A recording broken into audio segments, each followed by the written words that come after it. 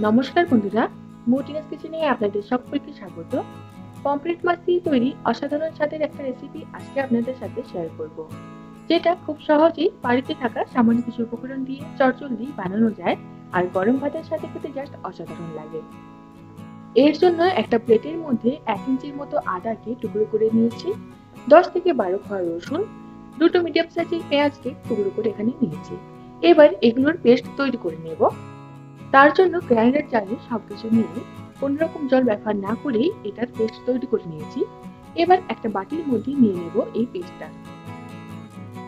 একই গ্রাইন্ডার জারের মধ্যে টমেটো নিয়ে নেব, তারপর টমেটোর পেস্ট তৈরি করে নেব। একটা বড় সাইজের টমেটোকে টুকরো করে রেখেছিলাম, সেটা নিয়ে নিলাম। এবার এই পেস্টটা তৈরি করে নেব। এটাকে সাইডে রেখে দেব।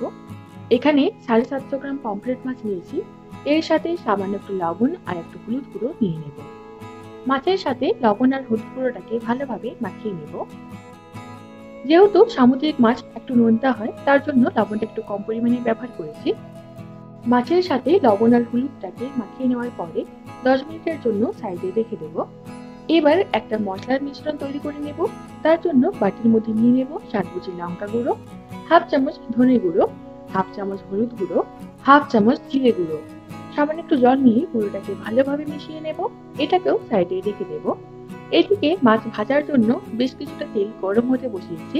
হাই ফ্লেমে তেলটাকে ভালোভাবে গরম করে নেওয়ার পরে একটা মাছ দিয়ে মিডিয়াম টু হাই ফ্লেমে মাছগুলোকে ভেজে নেব। একটা মাছ একবার দিয়ে পর সঙ্গে সঙ্গে কিন্তু নাড়াচাড়া করা চলবে না। এক সাইডটা 2 থেকে আড়াই মিনিট করে নেওয়ার পরে উল্টে আরেক সাইডটা আবারও 2 থেকে আড়াই মিনিট ভেজে নেব। হালকা লালচে করে ভেজে নিয়েছি। এবার তেল ঝরিয়ে মাছটাকে তুলে নেব।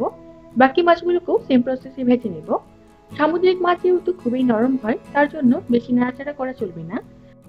সব মাছগুলোকে ভেজে তুলে নিয়েছি। এবার কড়াইয়ের মধ্যে যে তেলটা ছিল, সেই তেল থেকে বাকি তেলটাকে সরিয়ে প্রায় 3 চামচের মতো তেল রেখেছি।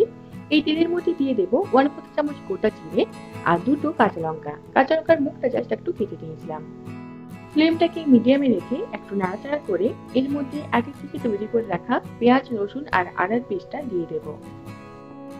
পুরোটাকে মিশিয়ে একটু রান্না করে নেওয়ার পরে যখন এই মশলা থেকে তেল ছাড়তে শুরু করবে, তখন এর মধ্যে আগে থেকে তৈরি করে রাখা টমেটোর পেস্ট দিয়ে আবারও মিশিয়ে নেব।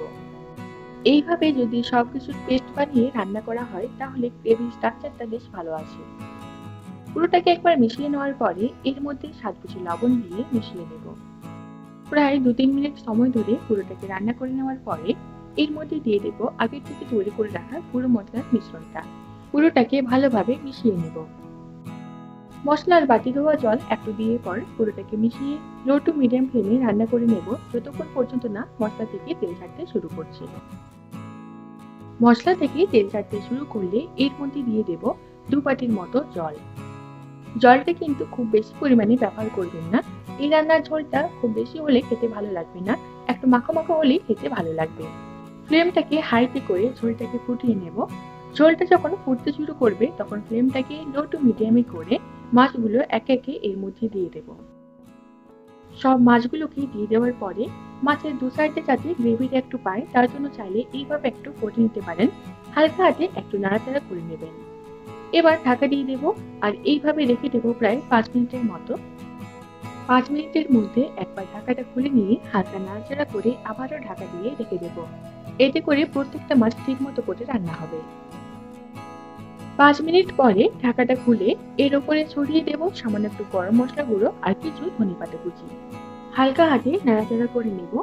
পমফ্রেট মাছের ঝাল গরম গরম ভাতের সাথে সার্ভ করার জন্য একদম তৈরি। এবার ঢাকাটা দিয়ে গ্যাসের ফ্লেমটাকে অফ করে দেব আর 5 মিনিট রেস্টিং টাইমে রাখার পরে গরম গরম ভাতের সাথে সার্ভ করব।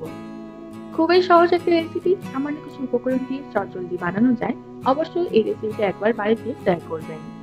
পমফ্রেট মাছের এই রেসিপি আপনাদের ভালো লেগে থাকলে ভিডিওটিতে লাইক, কমেন্ট, শেয়ার করবেন। চ্যানেলটিকে অবশ্যই সাবস্ক্রাইব করে রাখুন।